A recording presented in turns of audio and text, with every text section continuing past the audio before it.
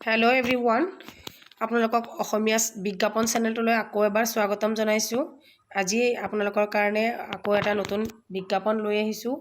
ONGC ইয়াতে ভালেখিনি post আছে, ইচ্ছুক কেণ্ডিডেটছ আছে যিসকল, সেইসকলৰ কাৰণে অতিকৈ এইটো সুখবৰ। আপোনালোকে যদি মোৰ চেনেলটো এতিয়ালৈ ছাবস্ক্ৰাইব কৰা নাই, প্ৰথমতে ছাবস্ক্ৰাইব কৰি লওক, যাতে মই সদায় এনেকুৱা ভিডিঅ'সমূহ দিলে আপোনালোকে অতি সোনকালে পাব পাৰে আৰু আপোনাৰ যোগ্যতা অনুসৰি আপুনি এপ্লাই কৰি ভাল এটা চাকৰি মানে পাব পাৰি। তাৰ বাবে আপোনালোকে চেনেলটো ছাবস্ক্ৰাইব কৰি ৰাখক। আৰু কিবা সুধিব লগা থাকিলে কমেণ্টত কমেণ্ট কৰিব। ভিডিঅ'টো চাই যদি ভাল লাগে তেতিয়াহ'লে লাইক কৰিব। চাওক, আজি লৈ আহিছোঁ মই ONGC। ইয়াতে আপোনালোকক চাওক, ইয়াতে ভালেখিনি পোষ্ট আছে, মই আপোনালোকক দেখাই দিছোঁ। ইয়াতে আপোনালোকৰ বেচিক পে স্কেল 60,000ৰ পৰা 1,80,000 টকালৈ হ'ব চেলাৰী। ইয়াতে কি বিভাগত পোষ্ট আছে: petroleum engineering, mechanical engineering, chemical engineering আৰু ইনষ্ট্ৰুমেশ্যন ইঞ্জিনিয়াৰিং, মানে ইনষ্ট্ৰুমেণ্টেশ্যন ইঞ্জিনিয়াৰিং। গতিকে কিমানটা ক'ত পোষ্ট আছে। তাৰপিছত জুলজিত আছে আপোনালোকৰ কেইবাটাও পোষ্ট। ইয়াতে শিক্ষাগত অৰ্হতা কিমান লাগিব: graduation degree in petroleum engineering with minimum 60% marks, নাইবা প্ৰথমটো পোষ্টৰ কাৰণে কৈছোঁ, নাইবা graduation degree in applied petroleum engineering with minimum 60% marks. গতিকে আজিকালি চাকৰিৰ কাৰণে প্ৰায় 60% মাৰ্কটো মানে বাধ্যতামূলক হৈ পৰিছে। আগতে হয়তো 50% পালেও চাকৰিৰ কাৰণে এপ্লাই কৰিব পৰা গৈছিল, কিন্তু এতিয়া আপোনালোকৰ 60% নহ'লে নহয়, হয়নে?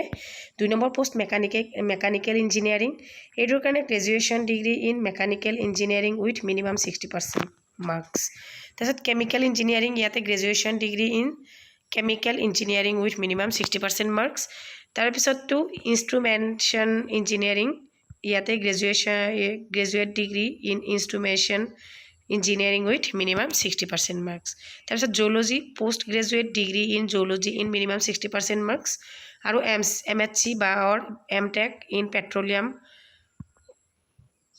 Geoscience with minimum 60% marks, or MSc or MTech in Petroleum Geology with minimum 60% marks. গতিকে গোটেইখিনিত 60% মাৰ্কছ লাগিব।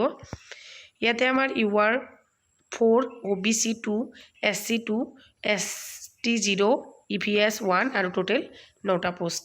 বাকী তাৰপিছত 2 নম্বৰটোত আছে 12টা UR, OBC হৈছে 6টা, SC হৈছে 5টা, ST হৈছে 1টা, EWS 3টা, টোটেল 27টা। আকৌ কেমিকেল ইঞ্জিনিয়াৰিঙত আছে UR 4টা, OBCত 4টা, STত 1টা, SCত 1টা, ST নট নীল, আকৌ EVSত 1টা, টোটেল 10টা পোষ্ট।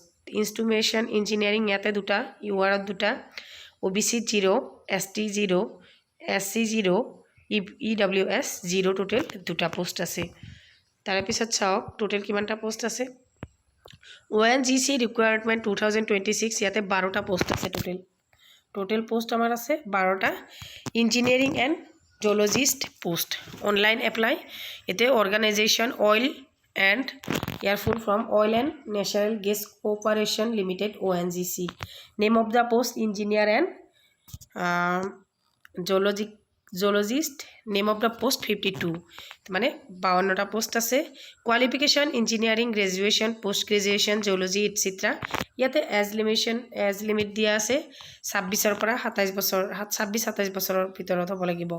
এপ্লিকেশ্যন ফ্ৰী 1000 টকা। ষ্টাৰ্ট ডেট হৈছে 17 জুলাই, যোৱাকালিৰ পৰা ষ্টাৰ্ট হৈছে, আৰু 31 জুলাই আপোনালোকৰ লাষ্ট ডেট। এইটো মনত ৰাখিব যে আপোনালোকৰ ষ্টাৰ্ট হৈছে 17 জুলাই আৰু লাষ্ট ডেট হৈছে 31 জুলাই। এইটো মনত ৰাখিব।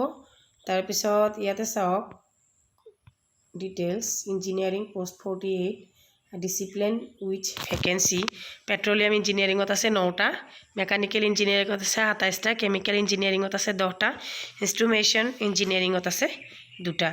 গতিকে টোটেল ইয়াতে চেলাৰী হৈছে 60,000 টকাৰ পৰা 1,80,000 টকালৈ। Education qualification, candidate must have a graduation degree in respective branch of engineering with minimum 60%। গতিকে মই অলৰেডি এইখিনি ক'লোৱে। গতিকে আকৌ এটা নেম অফ দ্য পোষ্ট ইয়াতে আছে 4টা। এইটো হৈছে এডুকেশ্যন কোৱালিফিকেশ্যন, ইয়াতে লাগিব। গোটেইখিনি মই আগতে কৈছোঁৱে। ইয়াতে ইঞ্জিনিয়াৰত 26 বছৰ আৰু জুলজিত 27 বছৰ। OBC ST ৰিলেক্সেশ্যন আছে 3 বছৰৰ কাৰণে।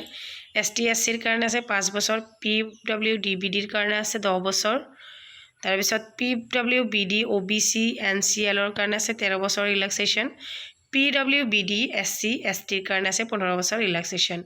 ইয়াতে আপোনালোকৰ চালান কাটিব লাগিব 1000 টকা আৰু জেনেৰেল EWS আৰু OBCয়ে কাটিব লাগিব, বাকী SC ST PWBDৰ একো মানে চালান কাটিব নালাগে। গতিকে selection process consist of following 3 stage, মানে 3 ধৰণে আপোনালোকক সিলেকশ্যন কৰা হ'ব। এটা হৈছে কম্পিউটাৰ বেছ টেষ্ট, কম্পিউটাৰত আপোনালোকে টেষ্ট দিব লাগিব, ইণ্টাৰভিউ হ'ব আৰু মেডিকেল ফিটনেছ, ঠিক আছে। How to apply on ONGC requirement, গতিকে আপোনালোকে কেনেকৈ এপ্লাই কৰিব লাগিব গোটেইখিনি ইয়াতে দিয়া আছে। Important dates of ONGC zoologist in engineer recruitment. Start date online হৈছে আপোনালোকৰ 17 জুলাই, লাষ্ট ডেট হৈছে 31 জুলাই। তাৰপিছত ইয়াতে দিয়া আছে চাওক, ষ্টাৰ্ট ডেট হৈছে 17 জুলাই আৰু ডেট অফ CBT 6 ছেপ্টেম্বৰ, ঠিক আছে। আশা কৰিছোঁ আটাইখিনি বুজিব পাৰিছে। নেক্সট ভিডিঅ'টো চাবৰ কাৰণে চেনেলটো ছাবস্ক্ৰাইব কৰি ৰাখিব। ভাল লাগিলে লাইক কমেণ্ট শ্বেয়াৰ কৰিব। থেংক ইউ ফৰ ৱাচিং।